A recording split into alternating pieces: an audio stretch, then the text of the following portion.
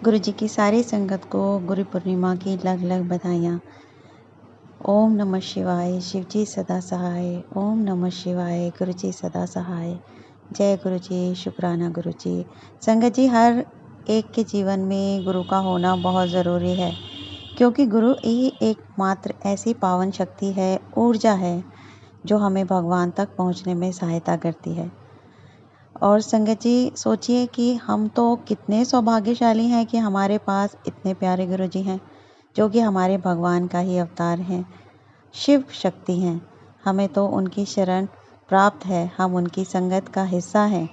और गुरु जी ने जीवन कैसे जीना चाहिए ये सिखाया है। एक अच्छे और सभ्य इंसान की क्या परिभाषा होती है, ये गुरु जी ने बताया है। उसके लिए गुरु जी आपका लख लख शुक्राना। गुरु जी सदा अपनी शरण में रखना, मेहर करना। गुरु जी की जो नई संगत है, उनके मन में कई सवाल होते हैं गुरु जी को लेकर। और आज गुरु पूर्णिमा है, तो आज भी उनके मन में चल रहा होगा कि गुरु जी की गुरु पूर्णिमा के दिन गुरु जी की सेवा कैसे की जाए, कैसे उनकी पूजा अर्चना करनी चाहिए, कैसे उनको भोग लगाना चाहिए। तो संगत जी, आप सबसे पहले तो ये जान लीजिए कि जिनकी शरण में आप आ गए हो, उन्होंने संगत को हर रूप में अपनाते हैं। वो कभी भी भेदभाव नहीं करते। हाँ, नई संगत को ये ज़रूर जानना है कि गुरु जी ने अपने जीवन काल में, जब वो चोले में थे तब भी, और जब वो चोले में, अभी तो वो चोले में नहीं हैं, लेकिन वो अपनी संगतों पर बहुत ही मेहर कर रहे हैं, तब भी की, और आज भी वो अपनी संगत को हर पल संभालते हैं, हर कठिनाई में उनका साथ देते हैं, हर पल हाथ पकड़कर उन्हें सही राह पर लाने की कोशिश उनकी जारी रहती है। तो संगत जी, सबसे पहले तो हमने वहम नहीं करना है किसी भी तरह का। जैसे एक आदरणीय, पूजनीय की आव भगत की जाती है, वैसे ही अपने गुरु जी की सेवा कीजिए। आप चाय प्रसाद बनाइए, ब्रेड पकौड़ा बनाइए, समोसा, लंगर प्रसाद, जल प्रसाद, कोल्ड कॉफ़ी गुरु जी को बहुत पसंद है। कोल्ड कॉफ़ी का प्रसाद रख सकते हैं। कढ़ी चावल बनाकर उन्हें भोग लगा सकते हैं। दाल रोटी गुरु जी की फेवरेट थी। गुरु जी हमेशा सादा भोजन ही पसंद करते थे। राजमा चावल का भोग लगाइए।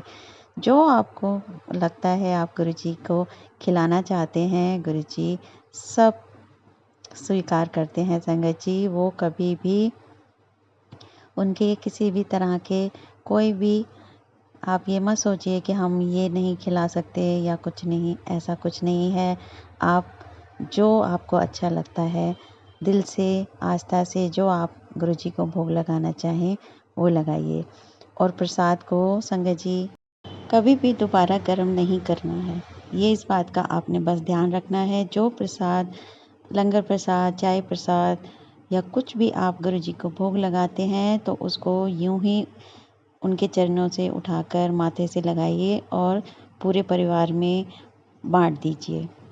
उसको दोबारा गर्म नहीं करना है, क्योंकि ऐसा करने से गुरु जी की ब्लेसिंग्स जो प्रसाद में आती है, गुरु जी की मेहर जो उसमें रम जाती है, वो सारी समाप्त हो जाती है। आग का उसे स्पर्श भी नहीं कराना है। गुरु जी का प्रसाद ऐसे ही ग्रहण किया जाता है। थोड़ा थोड़ा परिवार में बांट दीजिए, बस इतना ही करना है। पूजा आप अपनी श्रद्धा, अपनी आस्था के हिसाब से गुरु जी की कीजिए। उसमें आपने किसी प्रकार का वहम नहीं करना है। संगत जी, गुरु जी ने संगत आपको बनाया है, तो आप बहुत सौभाग्यशाली हैं। बस गुरु जी के वचनों का, उनके नियमों का मान करना है। संगत जी, गुरु जी को कुछ स्पेशल ट्रीटमेंट नहीं चाहिए, बस वो कहते हैं कि मुझ पर भरोसा रखो। और गुरु जी एक बात और कहा करते हैं कि बुरे वक्त को कभी कोसना नहीं चाहिए, क्योंकि ये एक ऐसी गली है जिसको पार करके जो सुखों का माहौल मिलता है ना संगत जी, उसका आनंद ही बहुत ही निराला होता है। बुरा वक्त एक ऐसी तिजोरी है जहाँ से हमें सफलता के हथियार भी मिलते हैं। सफलता पाने के लिए जिन हथियारों की ज़रूरत होती है, वो हमें बुरे वक्त ही देता है। तो बुरे वक्त को अपना साथी ही मानकर चलना है। और अपनी किस्मत को कभी नहीं कोसना है, ये भी गुरुजी ने कहा। जय गुरु जी, शुक्राना गुरु जी। अपने प्यारे प्यारे सत्संग गुरुजी के चैनल के लिए हमारे साथ साझा कीजिए। शुक्राना संगत जी, शुक्राना मेरे गुरुपा।